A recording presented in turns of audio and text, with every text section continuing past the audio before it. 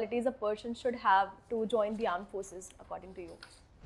Sakshi, in case you ask me, 5 top qualities, I'll say believe in oneself. That system that I believe. I told you. Initially, I told you that unless I believe that yes, that adequate spark is there within me. मेरे अंदर एक चिंगारी आ गई, मुझे join करना है. And I am going to choose a right career path. This is what is meant for me. That belief system is there, so that should be there. Secondly, self discipline. आप कहते हैं कि आपको एक चीज achieve होगी by doing yoga. I'm just giving you one example, But unless you follow that self discipline system, whether it is diet, timings, it cannot happen that you just sit down for 1 hour following somebody in yoga activity, and thereafter 23 hours of the day your diet habits are bad. So that self discipline is very, very important in the army also. Third is that appetite, वो भूख आपके अंदर होनी चाहिए to learn something new, and curiosity. That yes, I want to learn something. I'm not a kind of guy who's a drab. कि आज मुझे एक आइटम दिया मैं उसी को हर दिन रट रहा हूँ. So you have a lot of things to learn. Right, sir. That people like me, I wanted to join infantry especially because I had visualized I'm walking through mountains, deep valleys, carrying my weapon. So that learning appetite for doing something new should always be there. And one more point which you said, truthfulness and honesty. That honesty should be always there. You cannot be dishonest in your approach. Even sharing certain things with your colleagues, with your organization. So that's very, and one belief system in your teammates and the unit. That is very important. Friends. Right, sir. That yes, my friends are good. So these are the 5 qualities, and a lot of things will flow as sub branches of these. Right, sir. If I'm honest, I'm sure I'm having a positive approach. Right, sir. You're getting my point. But these 5 things: self-discipline, believe in oneself, and also somewhere when you say that organization, so that means I am there for it. Right. Armed forces, yeah.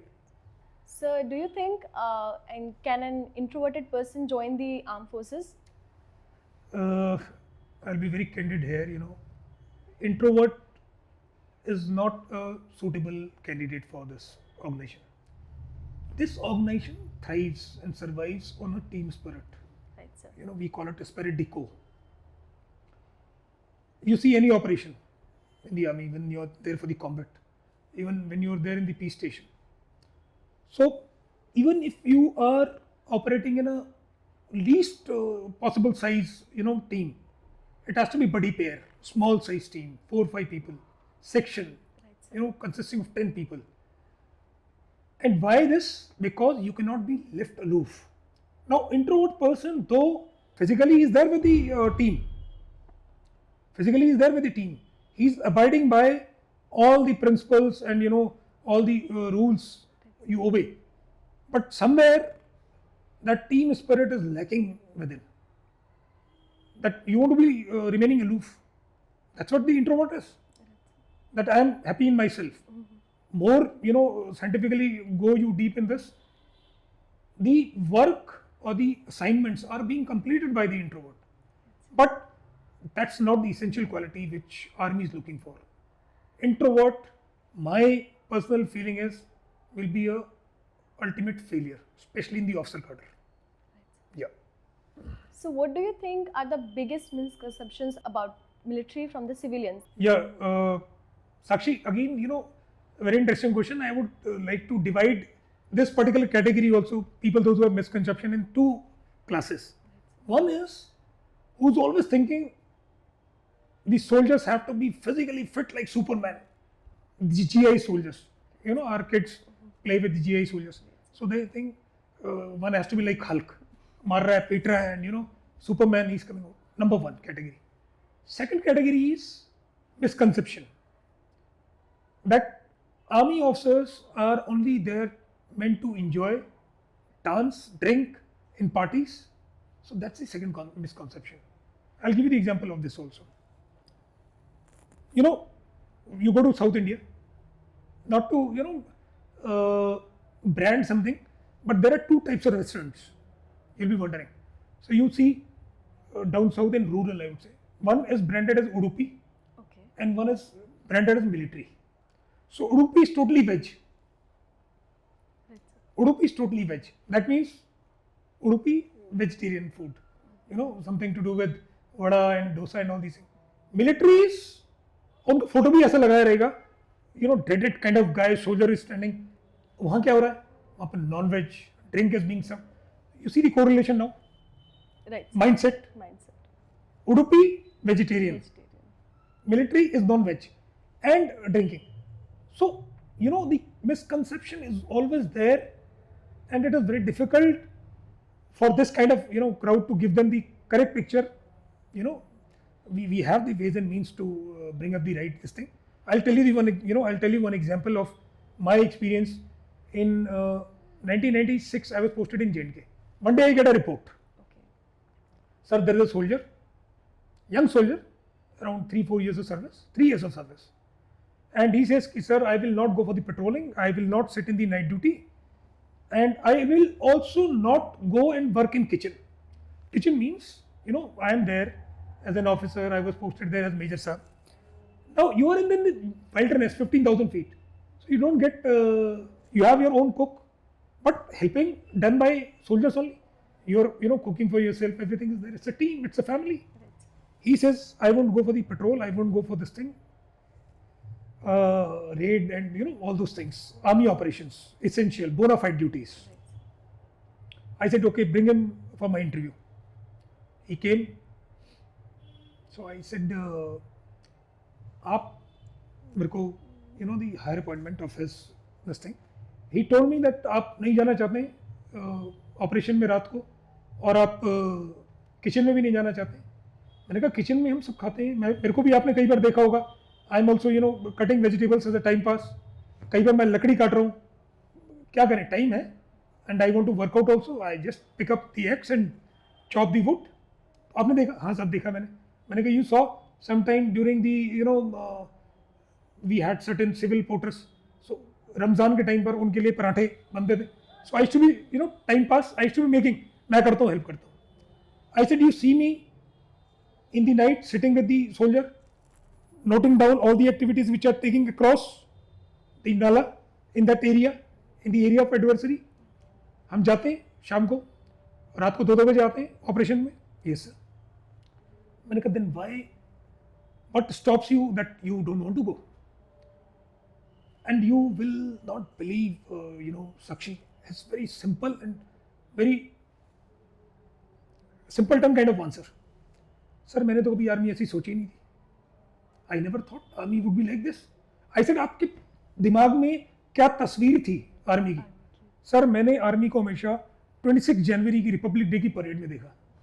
I used to see soldiers marching on the Rajpath. So my next question was, आप सोच रहे हैं कि पूरी Indian army Rajpath पे सुबह शाम parade कर रही है? And he didn't have the answer. But not to demean somebody, but his perception was this only. आगे भर्ती हो गया, फिर ट्रेनिंग हो गई. But then he was from very first day, मेरा फोन कहाँ है, मेरा घोड़ा कहाँ है, मेरा ऑफिस कहाँ है. So that misconception is always there. Right, sir. So that's why I come back to my same bold statement. Army is a very beautiful organization. It is a very fine balance of, it's a mixed bag. Good feelings and a little not good feelings, I would say. Right. No, this thing. But it's an organization which provides you all forums to enjoy and show your valor also. Right. Yeah. So what can be done to bridge the gap between military and civilians to, so that they can understand the military life better? Sakshi, your question is related to the previous one only, of course, the misconception. Since conception is there, it can be removed also. But yes, there are various means, you can have a better exposure of, the civil population by making them visit to the different, military units. We have a lot of army mailers, where you have the information right now on the ground as far as the equipment is concerned, as far as the life is concerned, as far as the ways of, or the methodology or various mediums to get into the army. So these things are explained in Army Mela. Then you have very effective organizations like NCC. Right. NCC is what? It's a kind of organization which is there in the uniform, but it is meant for the school children, both genders. So this is also one way because you are interacting with the army. Right, sir. Similarly, you have a lot of Melas visit to the army units, isn't it? Yes. You have the visit to the army units. Then there are certain territorial army units, TA units. Right, sir. So what territorial unit it provides you that you can be there in the civil profession, and also you can be serving in the army also. So there's a period you serve in the army, take a break, Right, sir. and get back to you're a banker, you go back to the banking. You're a teacher, you go back to the teaching. You're a businessman, you can do that. So exposure has to be more, and I would say the media has got a very important role to play. Right, To bring up the correct and right image of army. Lot is being done by the social media also, but then social media is not a kind of a 100% foolproof medium to give you the information. There are a lot of things which are actually not happening, but it is being projected. So misconception can be done away with a lot. Now a lot of good movies have come in recent past which have projected the army in a very good manner. To name Sam Manekshaw, Yes. you had Sher Shah, Yes. you had Surgical Strike. So these things are all pluses. You getting my point? Yes. So media and social media also included has to play a very, very positive and constructive role to bring that misconception to the zero level. Right, Yeah. sir. Sir, do you have any terrifying moment in your life where you encountered death face to face? Like, will you please tell us about that? Yeah, Sakshi, you're taking my mind back. In fact, almost 30 years back, or rather 26 years back. Right, sir. I was fortunate to have 4 tenures in J&K in different timings and different areas. Okay. And also I had a very hostile tenure, I would say, in UN, in DRC, Democratic Republic of Congo. It's not a very friendly, I would say, tenure or this thing, kind of mission. It's a hostile mission because despite wearing the blue beret of UN, those small groups of the miscreants, they're carrying the AK-47, 3 or 4 of them, they get together and they form a group. Right, sir. So I was, experiencing a death there also. I experienced death many times in J&K also. J&K, what happens? I'll bring out one very interesting example of my civilian friends. You can misconception again. I used to go on leave, and my friends used to ask, यार ये infiltration कैसे हो रहा है आपकी army में? वहाँ तो बोल रहे हैं, न्यूज़ में आता है, borders seal कर दिए गए. So their conception about, sealing the borders is कि probably there are big gates and somebody is locking that, which is not happening on the ground. So it's a misconception. So उनको ये समझाना बड़ा मुश्किल है कि the international border is a very well defined, the piece of ground, and the demarcations there, the pillars are there, the boundary is there, and proper fencing is there. It is being manned by non-fighting paramilitary forces from both the sides. But when it comes to LOC, it's not defined. It's not that you have something, a kind of a wall in between, or there is a fencing. It's like वो stone के उस side आप है, इस पेड़ के इस side आप है. So it's sometimes it is a alignment of a river nala that that side you are there, and you'll be wondering, Sakshi, there are certain villages. Half the villages are there, and half the villages are this side. There are relatives, those who are staying across, and there are relatives who are this side. So that's the dynamics of the line of control. So once you generally go for the patrolling, and in the night, deliberately, or you have to go across also sometime. Right. But you know that you're going to get back. There are mines also.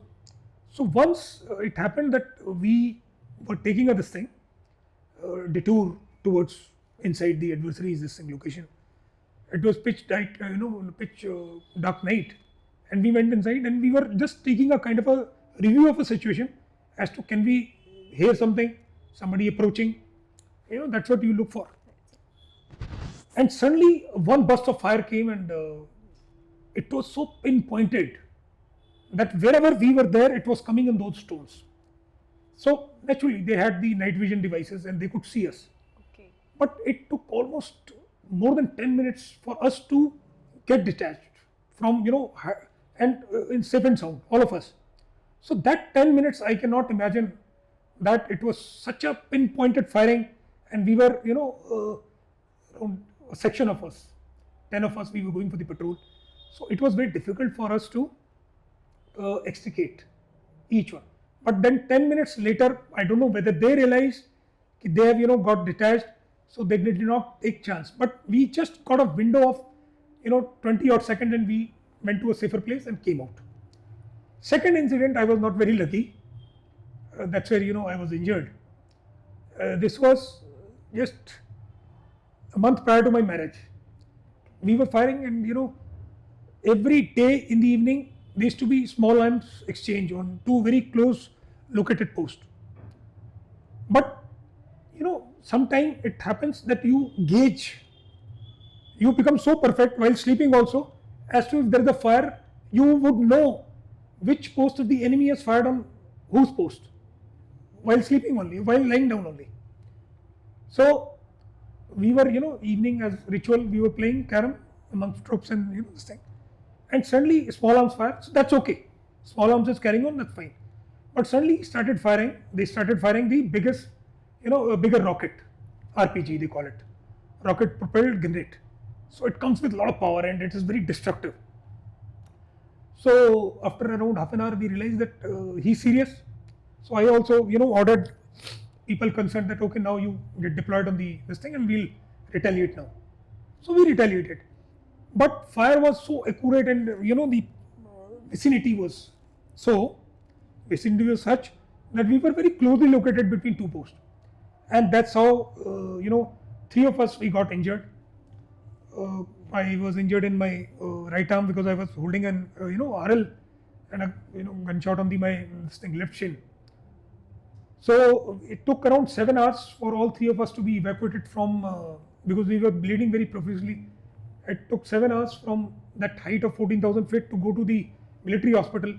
So, who helps? The soldiers. So this is what, I was a very close encounter with death. But various times it happens, but this time I was injured, in fact, but very lucky to be surviving. Yeah. Sir, do you still recall that moment when you were injured? Like, how does that feel now? Definitely, one cannot be, it is always there, but since it is a part and parcel of the life, military life, so you tend to keep it at the back of mind, but not that it is troubling you. But as far as remembering is concerned, I was so passionate. I would just give you one example. This is 24. We are talking about 23 precisely in month of June. Three of us, including the commanding officer who was commanding then the unit, and one more officer, and along with self, we all went and visited that place after 26 years, and we reached to a place where the vehicle could go. So naturally, commanding officer is around 75 now, Okay. and the other officer is also, he's a senior citizen. So I told these two gentlemen, I said, you stay put, I will go and trek myself. So trek means there are people who, because the problem is still there, Right. insurgents are still expected. So I tracked for good about 4.5 hours to go up and come down. This was June 23. Last year only, and as a veteran I went, but I wanted to go there and visit that place where I was injured. So I went precisely to that place. Unit was totally different, of course, youngsters. So there were guys with me, carrying the weapons ahead and behind. I just walked non-stop 4.5 hours, came back also. God is great. As far as physical fitness is concerned, I went, and so they were, zapped to see me. sir, आप क्या कर रहे हैं? मैंने कहा, यार, I just want to see that post which fired upon us. So I could see the boys also there across. During our time also we used to be talking sometime, but in kind of a good protection behind the stone, with the officers across. I remember he used to be having a beautiful black Labrador. He used to come with that, the chap from other side. Right, sir. You definitely, I was a junior, I used to salute him also. Okay. I used to salute him. That's a military norm, Right, sir. So, but when the firing was there, it was non-stop 2 years in that same area. We saw only fire and fire, that's it. So that was the kind of life. And this time when I went, touchwood, there are no, border skirmishes which are taking place, naturally, for the reasons. Now they know that Indian army is, not waiting for the orders. So they're there. So I visited precisely somewhere around between June 18th and 19th. I was there on top. So that, place gives me that good feeling. Now I'll give you the example, correlating. Right, sir. There was a, bus accident in my hometown, long back, early 80s. Just 3 kilometers short of, the bus stand. They were about to reach, but it was too foggy and that bus fell down into a ditch. Fortunately, that bus was stopped by one big wooden log. When they were told to come out the bus, there was a gentleman. Vehicles were arranged, to take them to this thing. 3 kilometers. Right. He said, no, I'll go walking. I will not sit in the bus. So it was so, terrorizing for him. It was so dreadful for him that he said, no, I will walk for 3 kilometers, but I'll not sit in the bus. Because he was so scared. Army, it is not like this. The day when I got injured, my senior commander came to see me in hospital and he said, Raman, the people across are very happy. They are assuming that you are dead. And they are shouting from there that the company commander is dead. Maja aa gaya, wo mar gaya abhi. So the moment you get discharged from the hospital, you are not going to go home. No sick leave for you. No rest and recoup, whatever you have it in hospital. So I was there good about 20 odd days in the hospital. And thereafter he said, you go and show your face to them. And same thing I did. I was discharged from the hospital, went to the same post and showed my face and told them, Jinda hu abhi, tiger jinda every time. Yes. So that's the life. So it doesn't bring that fear in my life. It gives you more motivation to take up more challenges and take up some more actions. Yeah. So how does the experience being so close to death has changed your perspective towards life? Perspective is, you take it in two ways. One example which I gave you, Right. that now I'll become spiritual because I've been hit and I have to be behaving very spiritual. So, but now you take it in the hindsight. You see, there are people, those who are dying without combat. घर पे bathroom में slip हुए and they die. That is also one death. Yes, sir. There is one death which is awaiting there, because you are there in the combat. There is there in the combat for the cause, for the reason, and subconscious and consciously you are aware that this is what you joined the profession for. So my perspective, for a while it comes, life, it's very unpredictable. That's it. Life is very unpredictable. It can happen with anyone. But the next moment, when you are ready for the combat, you are fit enough, you are discharged, you are recovered, you pick up the weapon and go for the next assignment. That's what the army life is. So any lessons from military life that can also be applied in civilian life? I would say each and every lesson of military life can be applied in civil life. One is the sense of discipline. Right, sir. Discipline is just not kind of a copyright of the army guys. There are, I would say, better disciplined people also outside. Now, in whatever the form you may call it, reading, physical fitness or anything, they do take a lot of interest in their discipline. Second is well laid out routine. Army, it is by design Similarly, in the civil life, people take it as that okay. You see, people those who come after the retirement and they become veteran, they've got certain discipline in life. They have a routine. सो नहीं सकते हैं, वो खेत में जाके काम कर लेंगे, but their routine is there. So आदत पड़ गई है, it is drilled in the blood. Second is, third is the physical fitness, that you remain physical fit. I'll give you a very good example of physical fitness of the civil life. I was going to, Africa. So before that, I just wanted to get my car serviced well. So I went to a mechanic there who was around 65 plus. So I told him, very close to my house, and Dehradun cantonment. I said, Baba, मैं जा रहा हूँ UN mission में, तो मेरा आना थोड़ा मुश्किल होगा 7-8 महीने, and I am away from India. So आप कार सर्विसिंग अच्छी सी कर लीजिए, एंड मतलब मैडम को तकलीफ ना हो, मतलब my wife should not be bothering about the servicing and all this thing. He said, नहीं साहब मैं अच्छे से कर देता हूँ, एंड आपका तो घर यहीं होगा कैंटीन में. मैं आजकल शाम को वॉक के लिए जाता हूँ. मैंने 1 महीने से शुरू करी है वॉक, क्योंकि मेरे को डॉक्टर ने शुगर बता दिया, तो मैं वॉक के लिए जाता हूँ. So I was, giggling from inside. I said, क्योंकि डॉक्टर ने आपको बोल दिया है कि शुगर है, तो अभी आप वॉक के लिए जाएंगे, उससे पहले आपके अंदर कोई कॉन्शियसनेस नहीं थी. So this is where this particular habit of the army, you take it in the civil street also, that you are physically conscious about the physical fitness, and civil may you can apply that formula there also. Next is organization and the planning capability. It's again a very strong forte of the army people.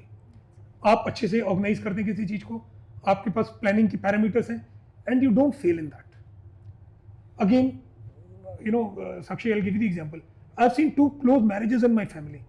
One by somebody who was a veteran, and one who's purely from the civil world.